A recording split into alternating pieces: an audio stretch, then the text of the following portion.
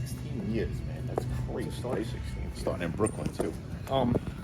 Last night, man, what happened here at the school? I heard there was a little bit of a scuffle here. Well, as you've seen on the video, Right. Tony Paige, or Tony Booze, which he was formerly known as here, came back. He came back actually at the anniversary show. And after the anniversary show in the parking lot, he was going to his car, and Dexter, being Dexter, got in his face. They started a melee, what have you. Came in to work out yesterday. Dexter showed up. I guess he caught wind that he was coming, and they got into each other's face. And Dexter's two buddies, Atticus and Magnus Doom, decided to put a beating on this kid. A lot of stuff was said in that from Dexter, that this is his house. And that for the last 2 years, or 2.5, 3 years, whatever long that Tony's been gone, he's been putting the blood, sweat, and tears in here. And some truth. There's truth to that. Yeah, Dexter's a 3-time now, since Tony's been gone, is a 3-time No Limits champion. Right.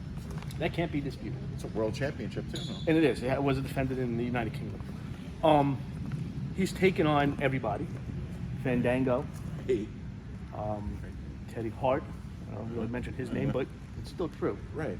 Level of competition still there. Yeah. So, I mean, he's been in ladder matches. He's been in the lock and key matches. Dexter is a fighting champion. Dexter is, he's got a big mouth, but he is the leader of what we call the new breed. And I know we were talking about before we walked in here, that the new breed was named with a group of guys when I got rid of a bunch of guys. Tony, I'm going to call him Tony Booze because that's what I know him as. I never put him in that category of these other people. No, yeah, you never kind of know. It wasn't mentioned among them. I think he left it, and Dexter called it Fairy Tale Land, or Rainbow Land, or Skittles Land. And I guess the grass wasn't greener. No, never. Now, I know what Dexter's been doing, like I said before, the last 2.5, 3 years. I don't know what Anthony's been doing, Tony's been doing. I haven't seen nothing of him. Is he still in shape? I don't know. He's been fighting Fandango. We know that. No, that's Dexter. I know that, but we know I don't know what Paige he's been. I don't know what he's been fighting. Exactly. But one thing I will tell you, that Tony has heart. Will that be enough to beat Dexter? And if it is enough to beat Dexter, does that equalize the Rebellion? So that's a problem. That's their problem. That's their issue. My issue is these guys coming in here and acting like this is, like they're back on the block. I can't have that here. Tony right now has been granted the #1 contender to No Limits title. That's due to me.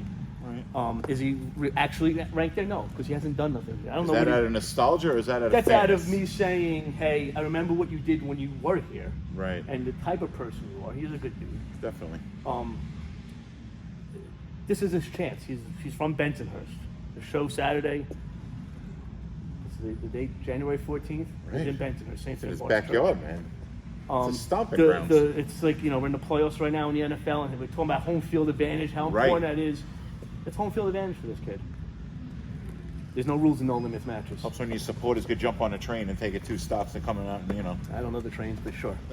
And I hope, when we started with the car right over here, I hope I answered your questions about this No Limits thing and certainly what happened here yesterday. And so, one other thing that's kind of dangling about Saturday night, Dani Mo.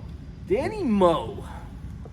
What should we expect from Dani Mo? I hear that she'll be making some sort of appearance, and kind of piqued my curiosity. What's going on? And the wheels are turning. I can see now. Dani Mo is somebody that we've been trying to get here at Warriors Wrestling in the past. Her connection with Facade has been here in the past. Excellent. And one of my favorites. I'm glad I'm actually they're both going to be in action Saturday night. Facade's challenging Darius Carter for the Warriors Wrestling World Heavyweight Championship. Dream match. That's a dream match in itself. What is Dani Mo doing? Gonna have to come down and find out.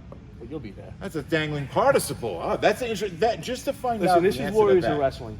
Anything can happen at Warriors Wrestling. You've been here how many years with me? And you've seen that. Right. Is she involved in the Warriors Wrestling women's title match? I don't know.